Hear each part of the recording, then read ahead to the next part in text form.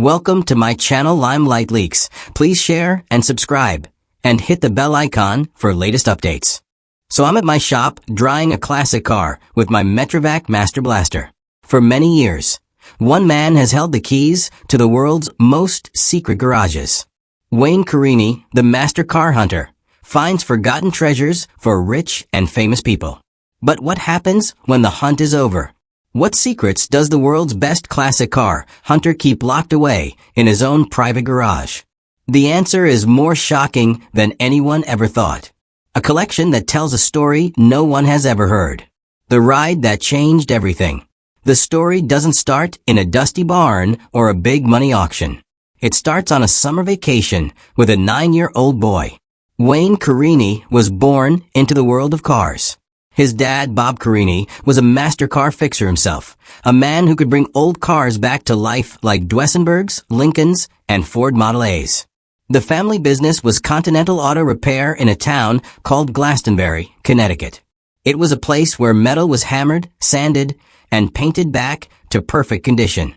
For young Wayne, this wasn't fun and games. It was work. Every day after school, he was in the shop sweeping floors, cleaning parts, and learning the hard side of the business for just $5 a week. By 3rd grade, he could take apart a Model A car engine and put it back together again. He even did this trick for show and tell at school. Cars were work for him. They were just a job. But all of that changed in 1960. The Carini family was on vacation in the Catskill Mountains, staying in a small cabin. In the cabin next door was a doctor from New York. And in his driveway sat a machine that would change Wayne's life forever. It was a 1960 Ferrari 250 SWB painted in a bright red color called Rosso Chiaro. One day, the doctor opened the hood to show Wayne's dad the engine. Wayne, just a little boy, looked inside and saw something amazing. He told the doctor, "This thing has 2 of everything." It had a bunch of parts that mix air and fuel and lots of wires everywhere. Then the doctor asked if he wanted to go for a ride. That single ride was like a big explosion in Wayne Carini's world. The Ferrari 250 SWB, which means short wheelbase, was not just any car. It was a legend back then. A machine built to win races and rule the road. It was designed by the famous company Pininfarina and built by Scaglietti, 2 of the best names in Italian car design. Under its long hood was a Colombo V12 engine, a 3.0-liter powerhouse that could roar with the force of 280 horsepower. For 1960, this was a crazy amount of power. It could make the car go over 160 miles per hour. This was the car that won the GT class at the famous 24 Hours of Le Mans race in 1960 and 1961. It won the tough Tour de France rally 3 years in a row. For 9-year-old Wayne, it was pure magic. The sound of the V12 engine, the feeling of being pushed back into a seat, watching the world rush by in a blur. It was something that burned itself into his memory forever.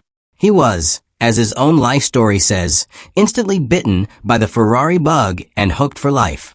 From that moment on, cars were no longer just work. They became his passion. His dad, Bob, saw the change in his son. He helped grow this new love. Sometimes he would drive Wayne down to Greenwich, Connecticut, just to let him stand outside the Ferrari car dealer and look through the big window at the amazing machines inside. Wayne's eyes were always drawn to one car in particular, a strange and wonderful 1965 Ferrari 365P Berlinetta Special. It was a one-of-a-kind car with 3 seats where the driver sat right in the middle like a fighter pilot. Little did he know that years later he would not only get to work on these incredible cars, but would also fix up that very same 3-seat Ferrari he dreamed about as a child. He would learn how to fix Ferraris from the best people in the world. Men like Francois Sicard, a former Ferrari racing mechanic, and Luigi Chinetti Jr., whose father opened the very first Ferrari dealer in America. The ride in that 1960 Ferrari 250 SWB set everything in motion. It was the dream he would spend the rest of his life chasing. It shaped his taste, his career, and his never-ending search for perfect cars. But the car that started his dream was not the car that would make him famous. That incredible story belongs to a weird, forgotten car that he would chase for almost 40 years. A car that held the key to his future. First love, lifelong chase. The year was 1967. Wayne was 16 years old, working in his dad's shop. Normal teenagers were dreaming of Camaros and Mustangs. But Wayne fell in love with a Hudson. It wasn't just any Hudson. It was a 1954 Hudson Italia, and it was one of the strangest and rarest cars ever built. A customer had brought it into the shop to fix a small scratch on the fender. From the moment Wayne saw it, he couldn't stop thinking about it. The Hudson Italia was a car that shouldn't have existed. It was an Italian-American experiment born from the mind of Hudson's styling chief Frank Spring. He wanted to add some European excitement to the boring Hudson car lineup. He worked with a famous Italian design house, Carrozzeria Touring of Milan, the same company that designed bodies for Ferrari and Aston Martin cars. They took the frame and engine from a humble Hudson Jet, a small practical American car, and wrapped it in a handmade aluminum body that looked like it came from outer space. The Italia was a masterpiece of futuristic design. It sat 10 inches lower than a normal Hudson, giving it a sleek, low look. It had wild V-shaped scoops built into the fenders above the headlights. These weren't just for looks. They were working air ducts designed to cool the front brakes. The doors were even more wild. They were called aircraft doors because they cut 14 inches into the roof, making it easier for passengers to get in and out. At the back, the taillights were housed in 3 chrome tubes stacked on each side, looking like rocket ship afterburners. Inside, it was just as special. The seats were custom-made buckets wrapped in red and white leather, and they could lean back. The car rode on beautiful Barani wire wheels, the same kind you would find on a classic Ferrari. Under the hood was a 202 cubic inch straight 6 engine with Hudson's special twin H-power carburetor setup, making about 114 horsepower. But this dream car came at a huge cost. Each Hudson Italia cost the company an incredible $28,000 to build by hand in Italy. They tried to sell them for $4,800, a price that was still more expensive than a Corvette at the time. The project was a money disaster. Just as the cars were being built, Hudson joined with Nash to form American Motors Corporation. The new bosses immediately canceled the Italia project. In the end, only 25 production cars were ever made, plus 1 test car. This extreme rarity and bizarre beauty is what captured the imagination of 16-year-old Wayne Carini. He knew he had to have that car. So began one of the longest chases in car history. For 36 years, Wayne kept track of that exact Hudson Italia. He followed it as it changed owners, always staying in touch, always waiting for his chance. Finally, when he was 52 years old, the opportunity came and he bought the car that had been his obsession since he was a teenager. He had finally caught his white whale. This was the car that turned him from a car seller into a true collector. He knew he would never sell it. But the story doesn't end there. A writer for the New York Times, Donald Osborne, heard about Wayne's incredible 36-year hunt and wrote an article about it called First Love. A television producer named Jim Esterski read that article in the Sunday paper.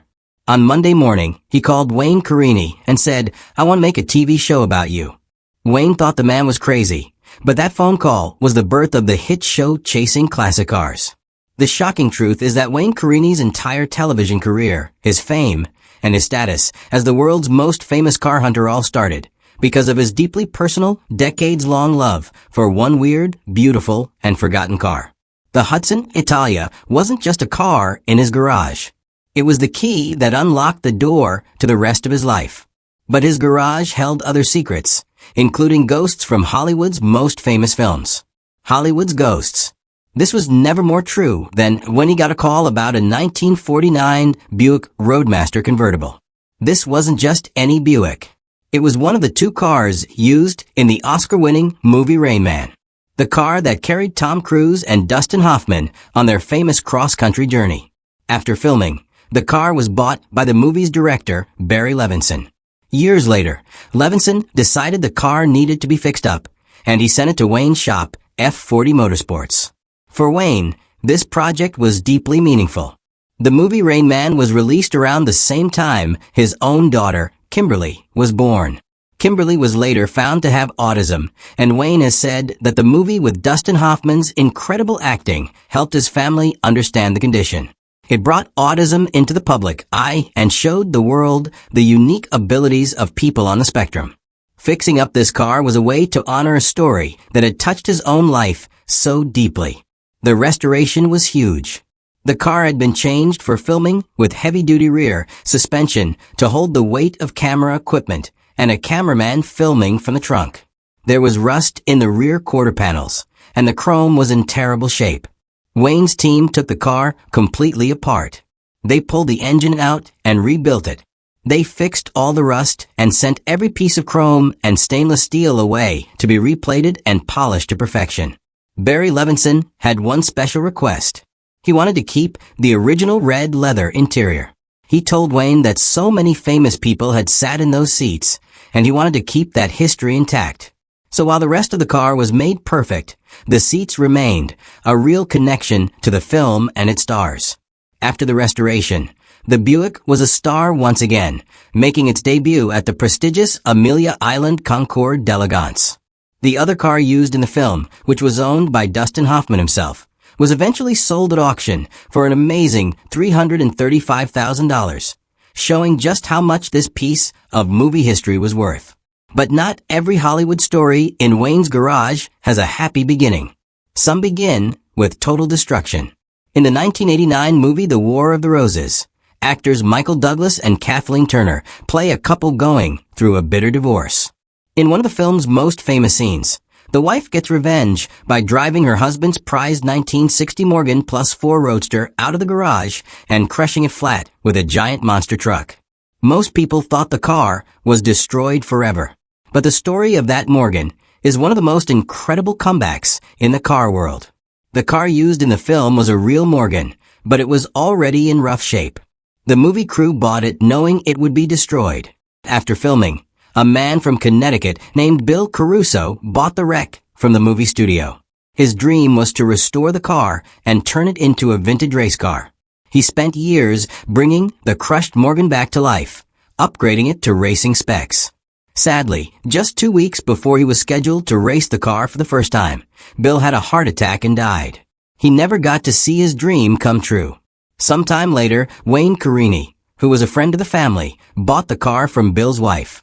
He knew the car's incredible story, from Hollywood destruction to a restorer's lost dream.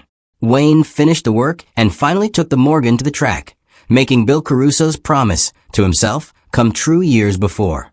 But the greatest chase of his life was for a car that wasn't famous at all. It was a forgotten American legend, a ghost sleeping in a Georgia barn for almost a century. The ultimate barn find. The story began with a tip. Someone told Wayne about a mysterious old car hidden away on a plantation near Statesboro, Georgia. The car was a 1921 Stutz Bearcat. In the early days of the automobile, the Stutz Bearcat was the king of American sports cars. It was a raw, powerful machine built for speed and adventure. Finding any Stutz Bearcat is special. Finding one that has been hidden from the world for almost 100 years is a once-in-a-lifetime event. Wayne traveled to Georgia and found the car exactly as described. It had been parked in a barn by its original owner and left there untouched for decades. The car was a perfect time capsule. The odometer showed just over 10,000 original miles. The car was bought new from a Stutz dealership in Boston in 1921 by a high-ranking Army medical officer. He drove the car to his new jobs, first in Maryland and then to Georgia in 1931, where it was eventually put into storage and forgotten. The car's condition was staggering. It was completely original. The engine cylinder head had been taken off years ago for a routine cleaning job, a common procedure at the time, but the work was never finished. This was lucky because it helped keep the engine's internal parts safe. As Wayne and his team looked at the car, they made an unbelievable discovery. Tucked under the front seat was the original handwritten build tag from the Stutz factory, with all the car's serial numbers on it. No one had ever found a tag like this before. They also found old maps in the car that the original owner had used on his drives. Now Wayne faced a huge decision. As a master restorer, he could have taken the car apart and made it look brand new. perfect in every way. But Wayne's personal preference has always been for unrestored original cars. He believes that a car's history, its scratches and worn paint tell a story that a perfect restoration erases. He decided to preserve the Stutz, not restore it. The car was carefully moved to Connecticut, where the work began. The goal was to get it running and driving safely while changing its appearance as little as possible. The engine was carefully put back together with a new head gasket. The water pump was rebuilt and a new set of cam follower guides were made from bronze because the originals had cracked over time. The team carefully cleaned the original paint and brushed the dust from the original convertible top. They even fixed some damage to the original leather seats using period-correct leather to make the repairs almost invisible. Because the original fuel tank was so well preserved, they built a small hidden fuel cell to supply gas to the engine, leaving the original tank untouched. The 1921 Stutz Bearcat was a beast of a machine. It had a massive 360 cubic inch T-head four-cylinder engine, but this was no ordinary engine. It had 4 valves per cylinder, a very advanced design for 1921 that was born from Stutz's racing experience. It produced 88 horsepower, more than 4 times the power of a Ford Model T from the same era. Driving it was a total immersion experience. It had a 3-speed manual gearbox and brakes only on the rear wheels. This meant the driver had to be completely focused at all times. In August 2015, just 4 months after pulling it from a barn, Wayne took the Stutz Bearcat to the most prestigious car show in the world, the Pebble Beach Concours d'Elegance. He entered it in the preservation class for cars that are judged on their originality, not their perfection. At the award ceremony, the Stutz did not win its class, and Wayne was disappointed. But a few minutes later, an official came over and told him they needed him back at the podium for a special award. The Stutz Bearcat was awarded the FIVA Pre-War Trophy, a special prize for the most significant and well-preserved pre-war car at the entire show.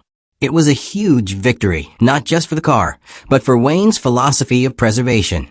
The world's top experts agreed that the car's true value was in its incredible untouched history. The story of the Stutz Bearcat became one of the most popular episodes of Chasing Classic Cars. The car was eventually sold at auction for hundreds of thousands of dollars. The crown jewels. Beyond the personal stories and the incredible barn finds, Wayne Carini's garage is also home to the absolute pinnacle of automotive art and engineering.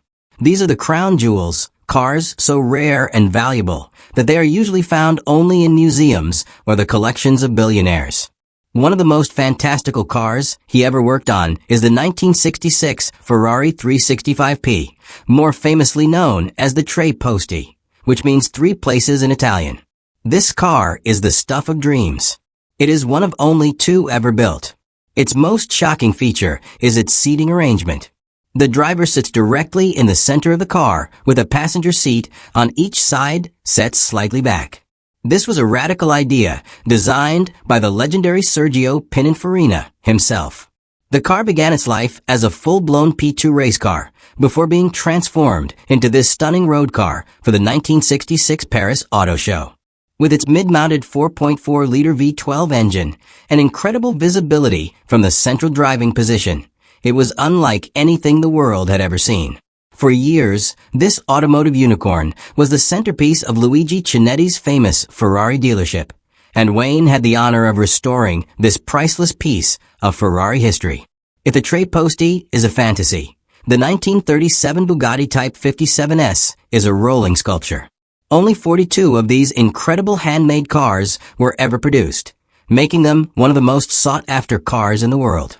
Wayne and his team at F40 Motorsports were tasked with a massive multi-year mission to restore one of these Bugattis to perfection for the Pebble Beach Concours d'Elegance. The project was a monumental undertaking that took 2.5 years to complete.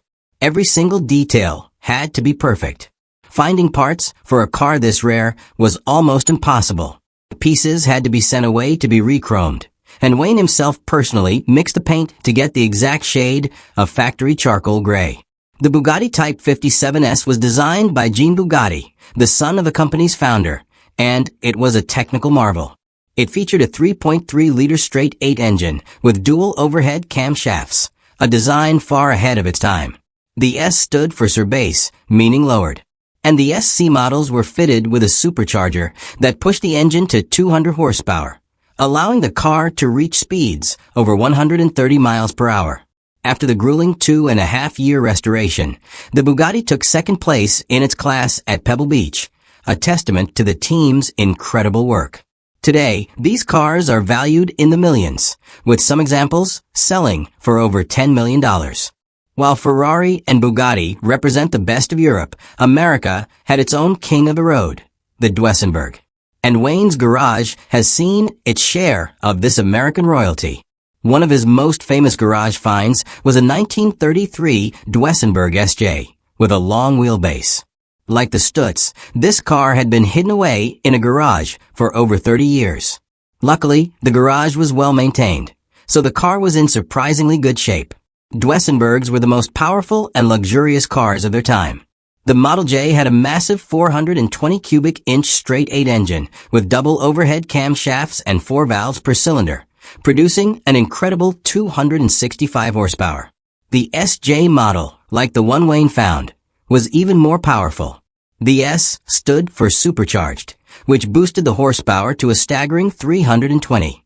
These cars were so expensive that the company sold only the bare chassis and engine for about $9,500. The wealthy buyers would then hire a custom coach builder to create a unique body for their car. Wayne's team restored the Duesenberg SJ to its former glory, applying new paint and materials to bring the elegant roadster back to life. These three cars, the Ferrari, the Bugatti, and the Duesenberg, represent the absolute peak of the collector car world. So, what did they find in Wayne Carini's garage that shocked the entire world? It wasn't a hidden stash of gold or a long-lost secret. It was something far more valuable. They found a life story told in steel, leather, and glass. They found the 9-year-old boy's dream in the shape of a red Ferrari, the relentless 36-year chase for a bizarre Hudson, and the heart of a father in the restoration of a movie star Buick. They found proof that even a car crushed to pieces can be brought back to life to fulfill a lost dream. They found the ultimate treasure, not restored to shiny perfection, but preserved in its dusty 100-year-old glory.